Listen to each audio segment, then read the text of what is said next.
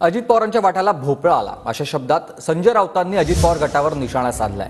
भाजपनं कॅबिनेट मंत्रीपद न दिल्यानं राऊतांनी अजित पवार गटावर ही टीका केली। प्रफुल्ल पटेलांची ईडीनं जप्त केलेली प्रॉपर्टी परत केली, अजून काय असं भाजपनं अजित पवार गटाला सांगितलं असंही यावेळी राऊत म्हणाले।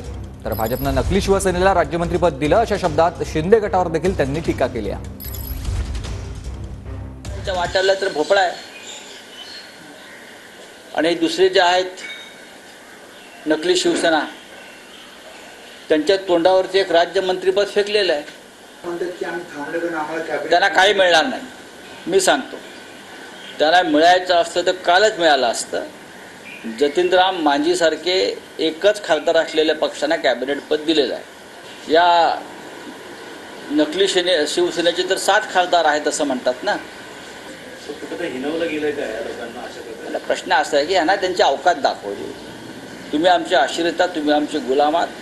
नाही, अजित पवारांच्या बाबतीत असं मला समजलं की त्यांनी सांगितलं की आम्ही प्रफुल्ल पटेलाची 150 कोटीची प्रॉपर्टी जी दाऊदशी संबंधित होती ती परत केली, अजून काय पाहिजे।